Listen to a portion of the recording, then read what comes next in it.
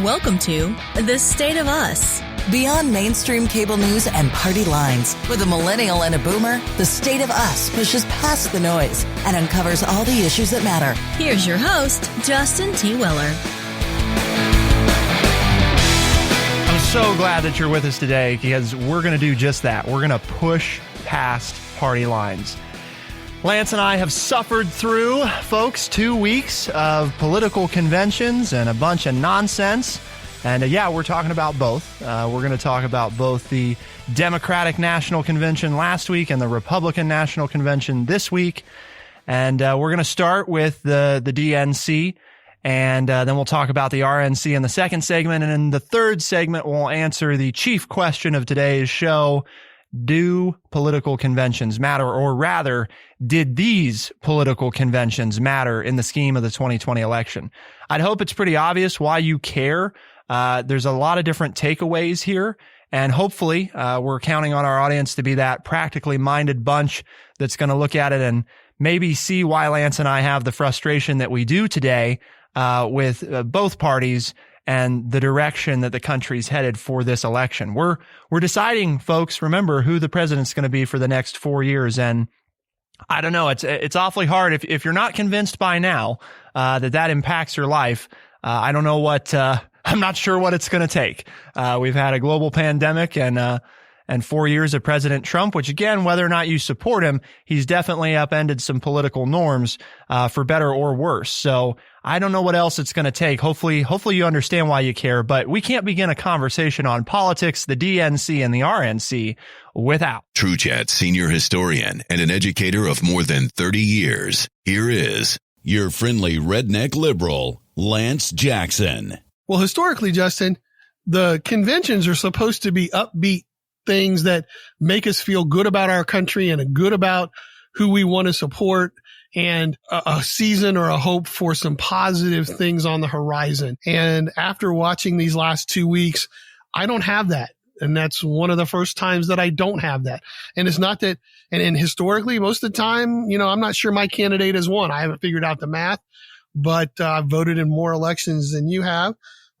Unfortunately, that means I'm older than you. I was going to say that's a safe bet given your age.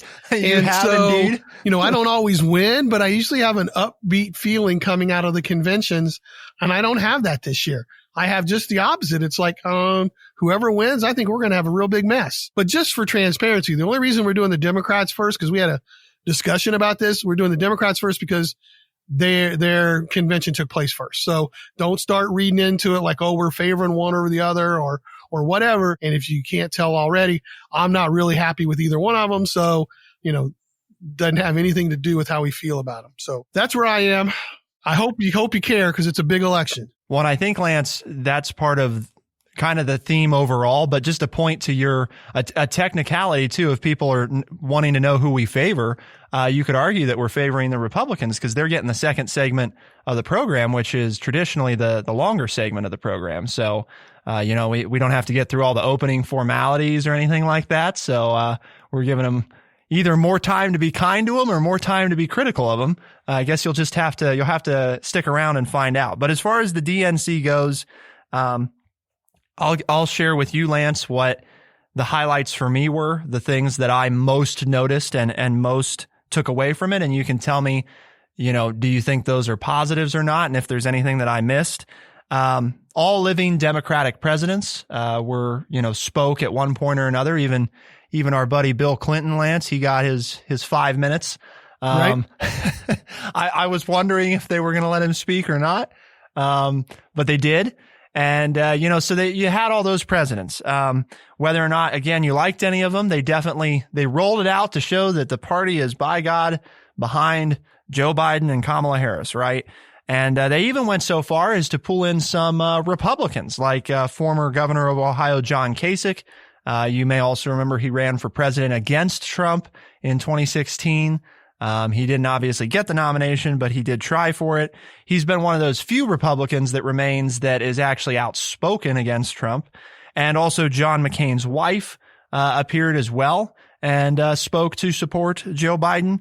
And I think, again, whether or not we think that's a benefit, because I'm going to tell you about in the RNC segment why I'm not exactly sure that those are a benefit. But I understand why they thought that would be a good move. I mean, anytime, right, you can show somebody from another party saying, hey, I'm not going to support my party's candidate. I'm supporting the other party's candidate.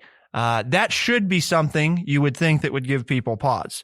Obama's remarks, I know a lot of people were really excited about these. I guess I'm going to take a little different tact.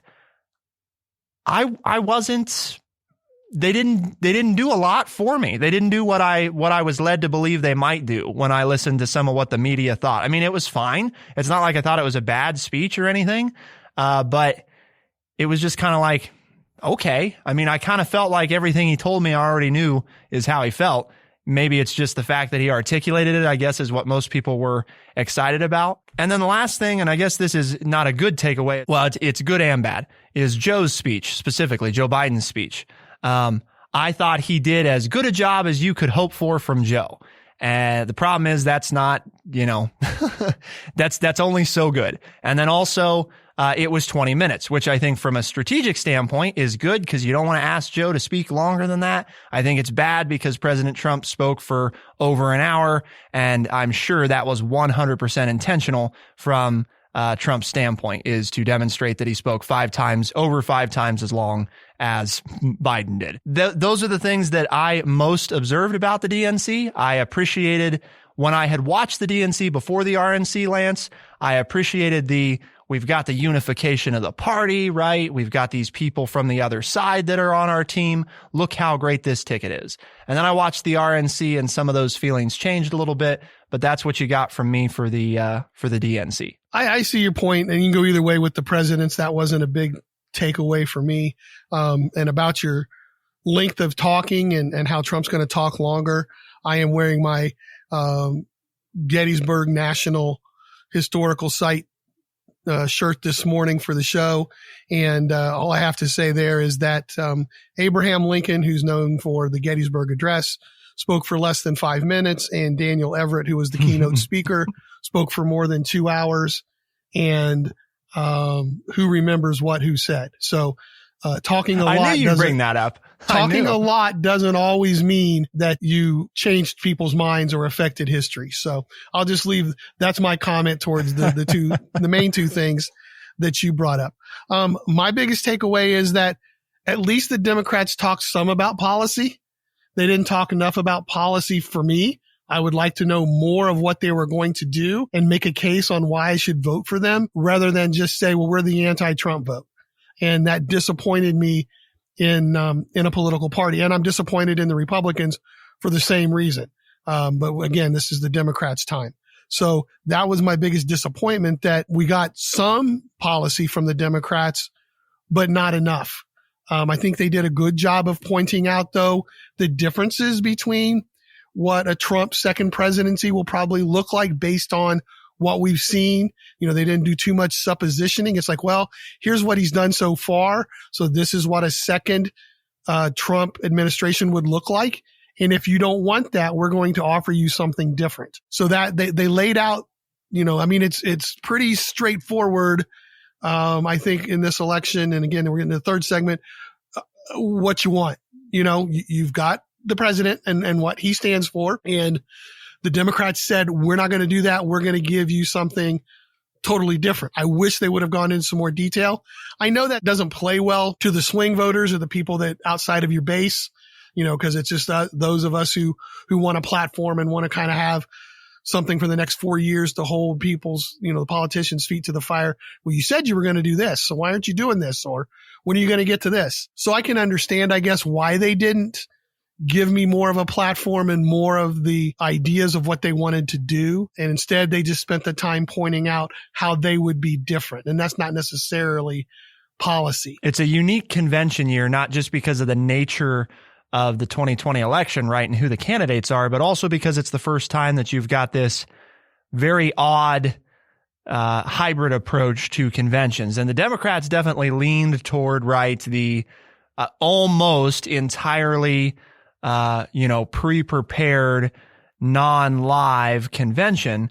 because of the nature of what's going on. And I wanted to know, because we'll talk about how the Republicans did things, but just from a presentation standpoint, as you mentioned, you've seen so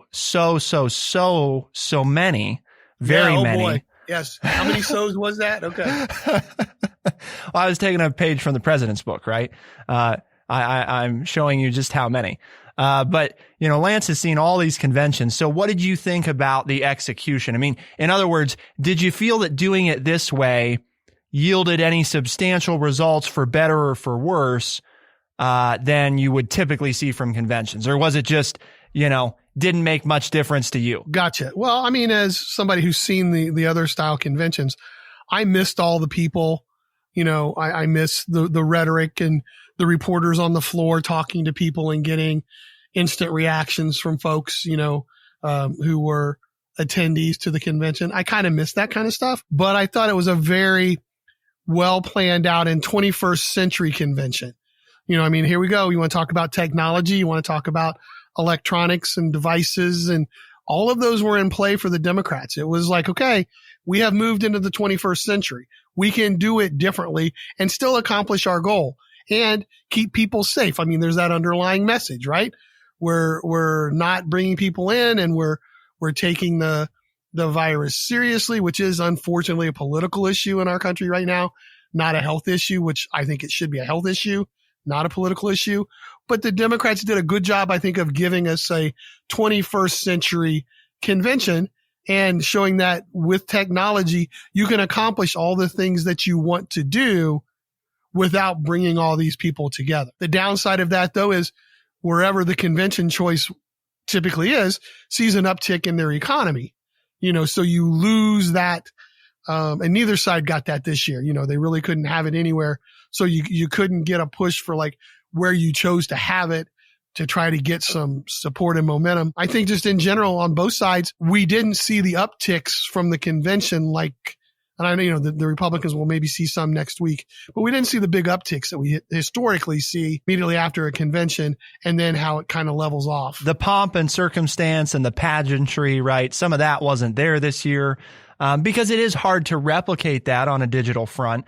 And that's not an excuse for the Democrats. It's just, I think, a reality. I don't think either convention had that same level of, what we've come to expect of, like Lance said, those real-time reactions and this huge group of people coming together, right? And everything that goes with that energy too is hard to replicate, when you're not actually bringing all those people together. So, but again, I'm not sure what you would have done in order to deliver that digitally. So it's just an interesting, I guess, more of a side note for both, on how they executed those. But we have to look at now, the Republican National Convention, right? How it was handled, what its takeaways were.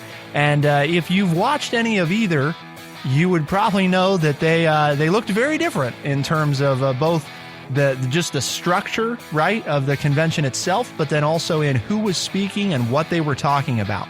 To find out what Lance and I think about the RNC, keep it here on The State of Us. We'll be right back.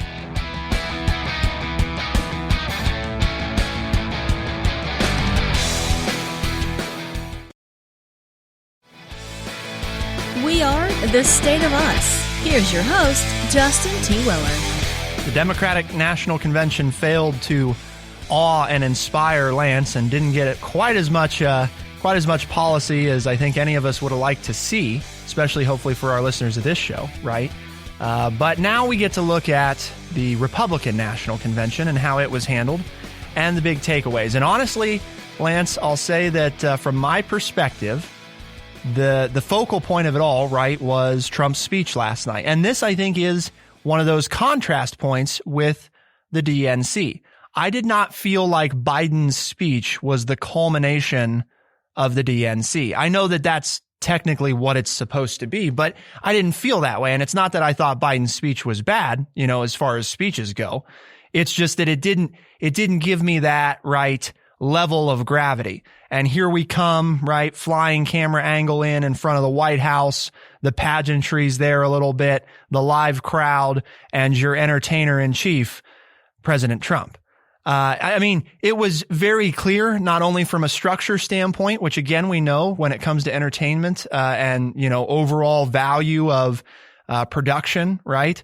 Those are things that Trump excels at, and he definitely used those to his advantages to make it clear that last night when he spoke was the highlight of everything this week in regards to the RNC. A lot of what I took away had to deal with how Trump spoke and what he spoke about. The other thing I thought that was an interesting notice, right, is that there weren't a lot of those longtime Republicans that were speaking. I mean, there were a few, but some of the classic ones you would expect, right? Like, say, any of the former Republican speakers of the House, your living, right, Republican president, they weren't there and they didn't speak. Mitch McConnell. Right. Your sitting leader of the Senate. You know, that to me was outside of Trump's remarks, which again, we'll talk about, Lance. That was the biggest observation earlier in the week is you don't have a lot of those typical figures you'd see at conventions, and you had a lot of Trump's family and Trump's close supporters. And I think that's telling, right, of how Trump has remade the Republican Party some.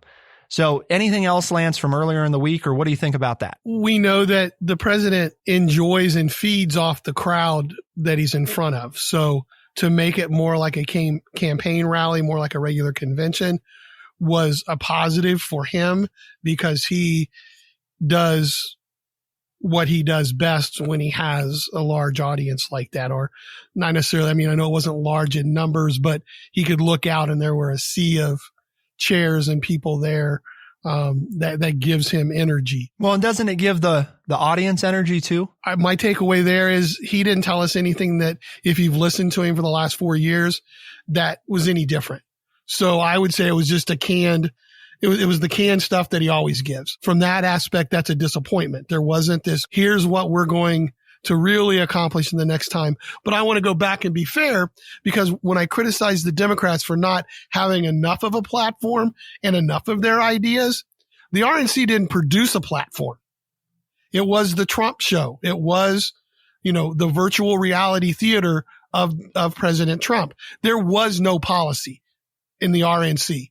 They didn't have a platform. They said, we're not going to have one. So while I'm critical of the Democrats because they didn't have enough of one, if I'm going to be consistent, I really have to bash the Republicans is that they didn't even have one. There was no real vision for the future. You were just going to protect me from the evils of the other side. And it's like, I try to be an optimist. I mean, it may or may not sound like this on the show, but I really try to be an optimist. And I told you guys this morning, I don't feel that way. I woke up and there's a cloud in the American horizon because I've listened to both sides and neither one of them are painting a rosy future for me. And you might say, well, you just want to have rose-colored glasses on and you don't want to see the realities. Well, if this is the realities, then I'm disappointed in the work that I've done in the last 45 years to try to make the world a better place. Because when I look out now, on the new morning in America, as dawn comes on this Friday, when we're recording the show, I don't see a whole lot of things to get positive about in 2021. And that's not my style. So, the Republicans didn't do it for me. The Democrats really didn't do it for me. And those were my main takeaways though from the Republicans is that, okay, Donald Trump got his campaign rally that he wanted. And the other thing is, and I'm just going to make this point and agree because I know it's a political statement, but I've had 3 concerts and 2 live performances of theater that have been canceled because of the coronavirus, because it's mandated that we not get close together because of the spread of the virus. And here we are. We had all these people crowded in together with very few having masks on, at least by the audience pictures that we got. And I'm not even going to get into the background of whether it's illegal or just immoral to have it on the White House grounds. As far as Trump's remarks specifically, because that's what we'll wrap up this back half of the second segment by talking about. Before, again, we're going to answer in the third segment, right? Did the political conventions make a difference? Did the RNC, the DNC, did they really matter? Did they really do anything? As I listened to Trump's remarks, and I did take time to listen to the full things, I guess I don't want to say that I'm contesting that they presented policy because I'm not sure that it was policy as much as it was a perspective that Trump was presenting. But I did notice a few things that I think are important because, Lance, you know that one of my biggest criticisms, right, of the Democrats over the last 5 years now, has been and continues to be the overlooking of middle America. And I think that Trump's speech did work to highlight that. Was it the most exciting speech that Trump's ever given? No, it was not, because he mostly stuck, to his, for better or worse. Again, maybe you don't like that he stuck to it, but he stuck to the prepared speech for the most part. But he highlighted, this perception that he has wanted to sell, the removal of career politicians, right? Painting the Democrats as socialists, that the Democrats are, I thought perhaps one of the best lines of the speech that stuck with me, Lance, was how can you vote for the Democrats when they're more interested in tearing America down than highlighting the positives? And again, whether or not you agree with that, with the sentiment there, I saw truth in the perspective, because when you listen to the Democrats, it does feel like there's a lot of terrible things about America. America is very broken. America's no good anymore. And, and not a lot of, like Lance said, not a lot of hope either. Just kind of like, well, it's just bad, and we can maybe make it a little better if you elect us, but not. And again, whether or not those are factually true or not, I think these are all things that to me are playing right into the hand of appealing to those middle Americans. And I think that's smart from a strategy standpoint. So it's a positive to lie to the people just so you can get reelected? Well, like I said, I think it's a good strategy point. I didn't say I like it personally. I do appreciate that the president, is interested or pretends to be interested, again, depending on your perspective. Thank you. Good word choice there. That way I don't have to argue with you. Well, that's why I threw that in there. He's pretending to be interested.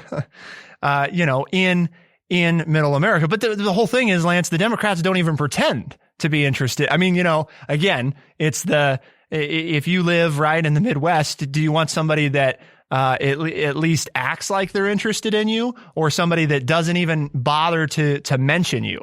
Again, I think he appealed right on the whole, we want less government and get out of the way, because what has that ever done for you? Which is interesting, because then he highlighted some of the things that he's done that really have expanded government reach. Oh, like the stimulus check and like the extra $600 that the government gave everybody, because that's under his administration, because that's not socialism. So again, there were, as there always are, there were the contradictions as well, which is something I took away.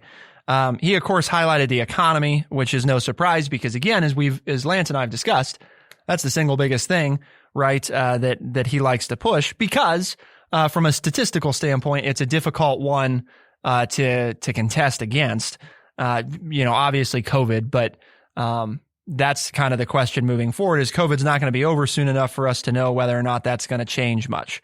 And then the fighting for them, and this is kind of the sum it up, right, is that he's there to fight for you. And who is you? Well, you is the swing states, right, which he actually named off in his speech. And you is the white working class, right, of middle America. And I mean, I think he made that clear, right? The religious white working class of middle America. That's who you is. That's who he's fighting for. And again, I know that's frustrating probably to some of our listeners on the coast, but the reality is, if the DNC, as they don't seem to, take seriously those people are going to cost them the election yet again, the same way they did in 2016. And so that was my takeaway is, again, whether or not you liked what Trump said, I think he did exactly what he needed to do in that speech to make the case to his existing supporters throughout middle America and say, you can't trust the Democrats. They're socialists. They're not going to fight for you. They're career politicians. And I'm none of those things. And again, whether or not you agree with that from a messaging standpoint, Lance, I think that is a strong case because it plays to what those people are feeling deep down. And that's how you win votes is, what do they feel inside, right? We know, unfortunately, you don't win votes with policy typically. I understand your point, and it's well taken. And I know that we have both repeatedly talked about how we are disappointed that one political party seems to pay attention to middle America and the other one does not. Because ideally, both political parties would pay attention to everybody because that's the system that we want. Unfortunately, it's not the system that we have. you made me think of something when you said that, Lance, and I want to share it with people when we start the next segment. But we're going to talk about, right, so did any of this matter? We talked about what they both did, quote unquote, well in terms of, what they were trying to do. Did they do what they were trying to do? And then also the things that we were disappointed in, the things that Lance and I would have liked to see more of that we didn't. But the question, right? Did these political conventions make any difference to the 2020 election? To find out, keep it here on The State of Us, and we'll be right back.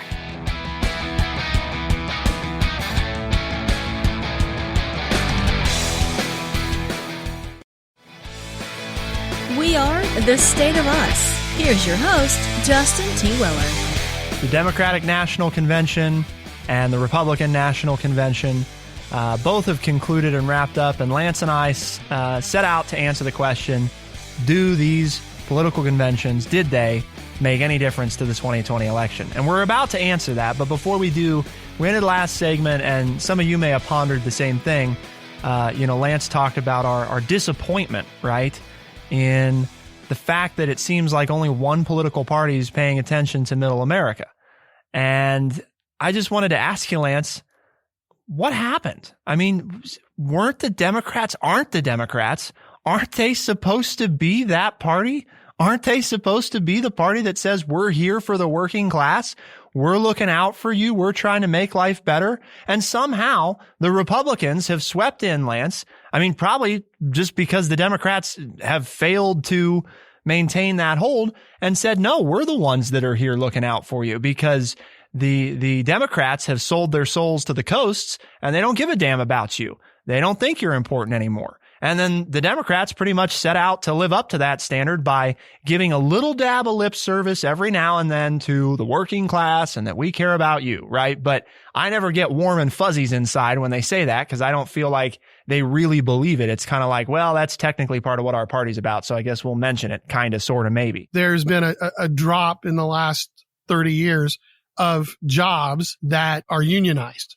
And the unions were a big supporter of the Democrats. And most of those jobs were in factories. And most of those factories were in middle America. They were in Ohio, Michigan, Pennsylvania, Wisconsin. And we saw that with the death of the American factory system, what came in were non-union factories, usually by entities from outside the United States, thinking of outside car manufacturers. That, yeah, there's one, there's some in Ohio, but they were built in South Carolina and Tennessee and places where unions weren't strong, and that hurt the Democrats. And then we've seen in the last, and I think it's a good thing, a diversification within the population of the United States. And the Democrats, by being the party of everyone, has accepted that diversification. And the white evangelical Christian coalition that you talked about President Trump speaking to is mostly located here in the Midwest, not totally, but mostly. And so when the Democrats opened their arms and said, we are the party of the people, and took in all of these people that don't fit the norm that President Trump was talking to, that led people away. The job market changed. And when the Democrats, holding to their belief that they are a party of the people, began to accept everybody else, the people in the Midwest felt left out. And because they didn't have the union job and they had these more conservative values or ideas about, whatever the topic is, they have a more conservative idea towards it, felt left out. And so they've just kind of slowly turned to the Republican Party. Like you said, we've talked about it before, right? We've tried to give people our thoughts on it. And then that kind of leads us into that question of, so did any of this make a difference? And as you all are thinking about that, we're going to bring in our recording producer here, Devin McCain, because Lance and I were talking to him before the show, and he said something that I think is key that Lance and I have talked about, but Devin's a Gen Zer, an older Gen Z, right? And he's a voter, and he's going to vote in this. Well, I guess I'm not going to say on air definitively that he's going to vote in this election, because maybe not. I might be taking liberties there, but I think he's going to be voting. And based off of what he said, he kind of told us how he feels about both candidates and why the election's not exciting. And why is that, Devin? I would like to say I have a lot of opinions. I would also like to say that I am voting and everyone should go vote, whether it being mail-in ballots or going in person. I think it's a required thing one should do. Now, my opinion about the Republicans and Democrats when looking at presidential candidates, I hate having to look at it as which one is better in a negative situation. Whereas like I feel negatively about our candidates, I hate having to choose, okay, which one's the better option out of the worst. I want to look at it in the aspect of, hey, I would like to compare who's better and their policies and not just as like a person in general. And the reason I wanted Devin to share that is because before the show, Lance, before you and I even started our pre-production meeting today, my thought was similar in I was thinking about, right, Joe Biden as a candidate and from being a young millennial, right, standpoint, it was kind of it was like yawn, you know, do I think that Joe Biden would be a terrible president? No. Does he get me warm and fuzzy and make me want to go vote? Not really. I know not everybody feels that way. I know some people love Joe, and I'm not being particularly harsh against Joe. I'm just saying he doesn't do that. And I think that embodies, unfortunately, the way that a lot of people feel. What Devin shared and the way that I feel is just kind of like, man, since when did presidential elections become about, you know, who can we deal with or who do we want to get rid of, and not about who excites us for the future and who makes us, you know, believe that there's a better tomorrow. And that's kind of back to Lance's point at the early beginning of the show, right? The conventions weren't about that either. They weren't about like, ooh, let's have this better tomorrow, and here's how we get there, and here's what we're going to do to make it happen. It was about, here's why the other guy sucks, you know, and here's why we'll look out for you and fight for you. It's all about fighting now, Lance. A lot of fighting, right? We got to fight because that's how it'll get done, is if we fight. And I agree with that, but we promoted this segment as, did the conventions matter? And I told you in the production meeting that we've usually talked about, you know, in the last 2 election cycles since we've been doing this show, that there's like 20% of the population that are undecided, because no matter how, if there's a two-person race, no matter how bad one candidate is or the other, most of the time the loser gets about 40% of the vote. So even if the loser gets 40%, and the winner has 40% in their base, you're looking at 20% of the vote that makes the decision on who's going to win the election. And I said to you, I after the convention, who's a swing voter? And if you're out there, what are you waiting for? Because if you don't have a feel now for what your 2 choices are, I don't know what it's going to take to make you change your mind or make your decision. Other than something even more apocalyptic than what's going on right now. So you don't think they mattered, right? So I don't think they mattered at all. To answer your initial question, I just don't think it makes a difference. Now, maybe I'm wrong, and you people out there need to, you know, email us or text us or whatever, and let me know if I'm missing the mark. I just don't see how you have from the convention, 2 diametrically opposed candidates who are just bashing each other and not painting a rosy picture for the future. Do you want a Biden presidency and back to the norm and normal function of the government, which is why I understand for you younger voters, it doesn't make you feel all, you know, comfy inside and, you know, get that good feeling, because it's not promoting some of the changes that I think, you know, you want and everything. Or do you want the president who's continuing to bash those changes, and keep America the way it was in the 1950s and 60s? I see it as a very obvious choice as who you want as a leader. So maybe nobody is motivating you, making you excited about the future of your country.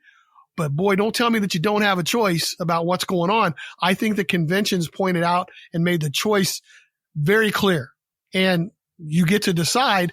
And I just can't believe that anybody's air quotes here, undecided at this point, because the two choices are clear and obvious.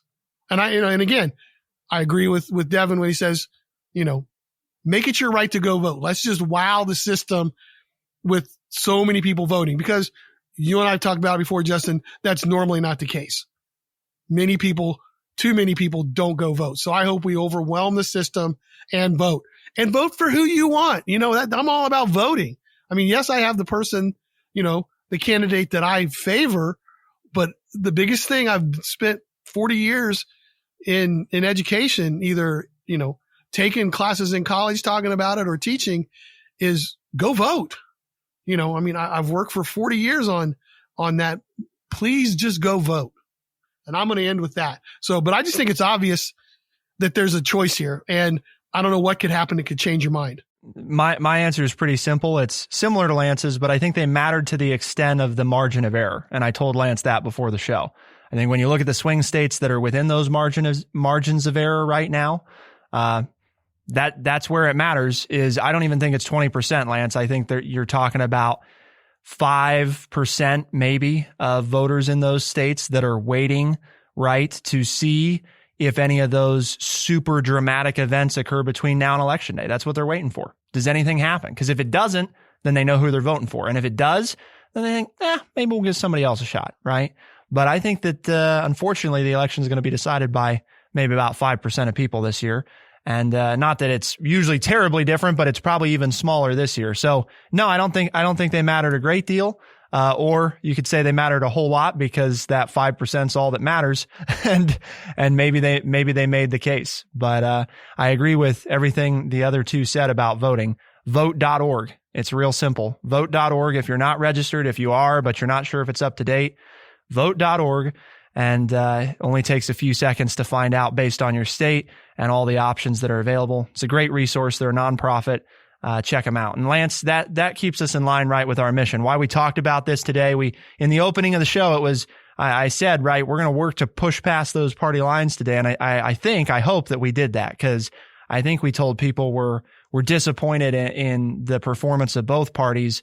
And there's a lot of things that we think they've got to change. And that was my biggest takeaway, is the demonstration of the failure of the two-party system. But what are we after trying to accomplish by having conversations like this? We have a mission, and that mission is to educate people by providing honest, open, and respectful conversations.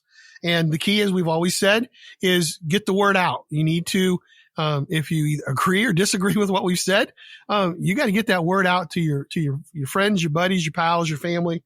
And if you're doing that, you can tell them, hey, you can find these guys almost anywhere. We're on Spotify, Overcast, Stitcher, Apple Podcast, and everywhere podcasts are found. The State of Us is released as a podcast on Tuesdays and Thursdays by 4 a.m. in the Eastern Time Zone. So be sure to follow us all the ways Lance mentioned. And of course, you can also try to find us. We're a syndicated radio program, so check out your local talk station. You might be able to listen there on the weekends as well. For The State of Us on True Chat in Urbana, Ohio, I'm Justin T. Weller. I'm Lance Jackson. Special thanks to our recording producer, Devin McCain, and editing producer, Bradley Butch, for getting this put together. Thank you all for tuning in. We'll see you next time. Be the change.